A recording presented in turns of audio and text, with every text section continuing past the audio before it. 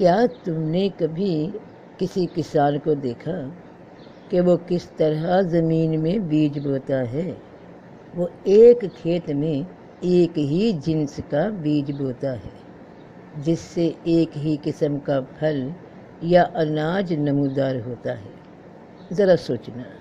کہ کسان ایک ہی کھیت میں کبھی ایسا کیوں نہیں کرتا کہ وہ گنے کا، کپاس کا، گیہوں کا، منجھی سب کے بیج ایک ہی کھیت میں پھیلا دے، کہ ہر طرح کا اناج ایک ہی جگہ پر اگائے،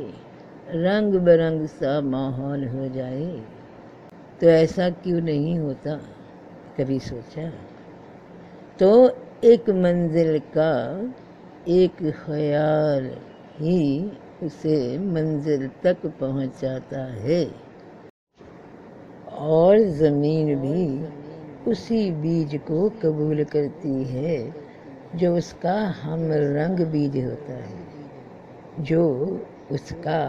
ہم پھل ہوتا ہے۔ اعوذ باللہ من الشیطان الرجیم، بسم اللہ الرحمن الرحیم۔ السلام علیکم ورحمۃ اللہ وبرکاتہ۔ ایک شخص ہے، اس کی جسمانی صحت بہت اچھی ہے۔ اللہ پاک نے اسے اچھا صحت مند جسم دیا، اسے اچھا نظام ہضم دیا، بڑی جسمانی فٹنس ہے اس کے پاس، توانائی ہے، اور وہ جو بھی کھاتا ہے اسے اچھے سے ہضم ہو جاتا ہے۔ وہ اپنی خوراک کا بہت خیال رکھتا ہے،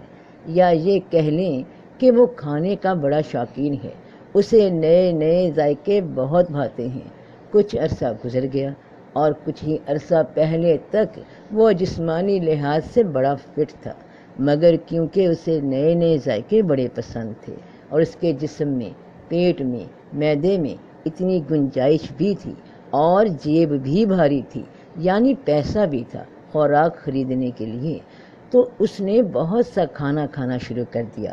شروع میں تو ہضم ہوتا رہا، اس کا معدہ پچاتا رہا، اور کوئی فرق تو نہ پڑا اس کی جسمانی صحت پہ، سوائے اس کے کہ اس کا وزن بڑھ گیا، اس کے جسم پہ اضافی بوجھ پڑ گیا، وہ بوجھ جس کا اسے کوئی فائدہ نہیں، الٹا نقصان ہونے لگا۔ اتنی مہنگی اور اچھی خوراک جسم کو ملنے کے باوجود اس کا جسم سٹک ہو گیا،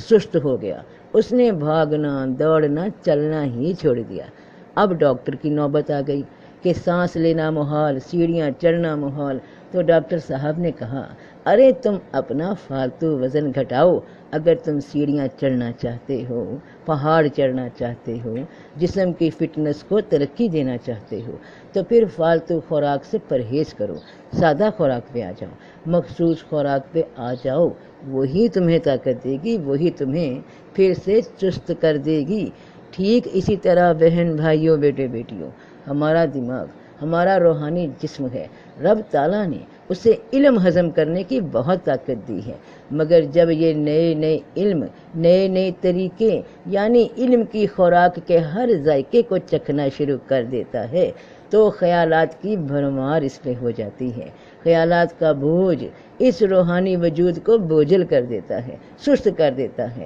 بلکہ اب ہونا تو یہ چاہیے تھا کہ اتنا علم حاصل کیا، اس کو دیکھا، اس کو دیکھا، آج اس مراقبے کی ٹیکنیک پہ عمل کیا، کل کسی اور کے مشاہدے سے نکلے نتیجے سے متاثر ہو کر اب اس کا طریقہ اختیار کر لیا، ذہن توانا ہو گیا، اس کے اندر اس کی ضرورت سے زیادہ علم بھر دیا گیا۔ تو جس طرح زیادہ اچھی خوراک کھا لینے سے انسان کا بدن چست ہونے کی بجائے سست ہو جاتا ہے، اور سستی اتنی کہ نیند ہی آ جاتی ہے، یعنی جسم کام کرنا ہی چھوڑ دیتا ہے، اسی طرح نئے نئے خیالات کے ذائقوں کی بھرمار دماغ کی صلاحیتوں کو سلا دیتی ہے۔ بجائے کہ علم بہت حاصل کیا، مشاہدے بہت کیے، واقعات و واردات بہت سنی، اب ہونا تو یہ چاہیے تھا نا کہ جو سنا، جو دیکھا، جو پڑھا، وہ سب طاقتیں ہم میں آ جاتی، مگر نہیں آ سکی، کیونکہ دماغ پہ خیالات کی خوراک کا اضافی بوجھ ہے، اس کو اتارنا ہوگا، تو ہی دماغ کسی ایک خوراک پہ، کسی ایک تار پہ، کسی ایک خیال پہ کام کرنا شروع کرے گا۔ جسم کی تمام صلاحیت جو کسی ایک جسمانی کثرت کو پورا کرنے کے لیے کافی ہوتی ہے، جب اسے کئی مختلف جسمانی کاموں میں لگایا جائے تو پھر ایک بھی کام پورا نہیں ہو پاتا، کیونکہ طاقت بانٹ دی کسی کام کو بھی پوری نہ پڑ سکی، اور نتیجہ یہ کہ محنت کرنے کے باوجود معاملہ وہیں پہ تھا جہاں سے شروع ہوا۔ ٹھیک اسی طرح مراقبے یا ٹیلی پیتھی کی مشقوں میں ایک ہی بات کہی جاتی ہے کہ اپنے خیال کو کسی ایک طرف لگا دو، یعنی آسان لفظوں میں ایک موٹے بندے کو جب کوئی لذیذ کھانے کی ڈش پیش کی جائے تو وہ کہہ دے کہ سوری میں ڈائٹنگ پہ ہوں، اب میں اپنا خیال کر رہا ہوں، یہ جسم جو ہے یہ مجھے جس لیے دیا گیا اس کو کام میں لانے کے لیے اب ریاضت کر رہا ہوں، تو بے جا علم بے جا معلومات کے نئے نئے ذائقوں سے اب ذہن کو ڈائٹنگ پہ لگا دو، ہوتے ہوتے اس کی خوراک بڑی سادہ ہو جائے گی، یہاں تک کہ یہ کسی ایک خیال پر آ کر ایکٹیو ہو جائے گا،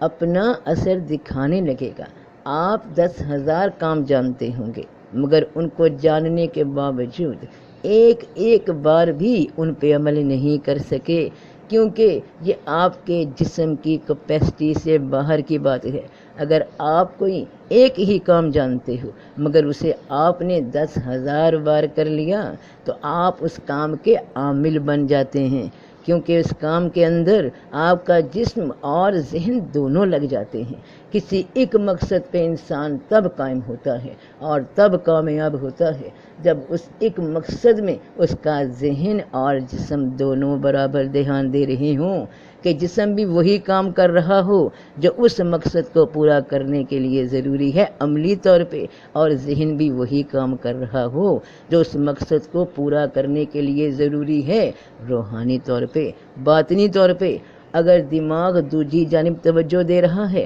اور جسم کا مقصد دماغ سے ہٹ کر ہے تو کبھی کوئی کام سرے نہیں چڑھتا۔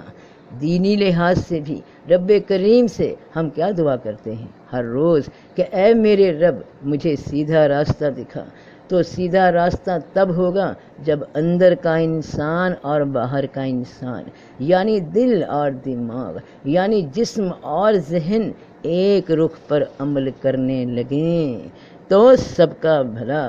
سب کی خیر۔ جیتے رہو بہن بھائیوں، بیٹے بیٹیوں، فی امان اللہ۔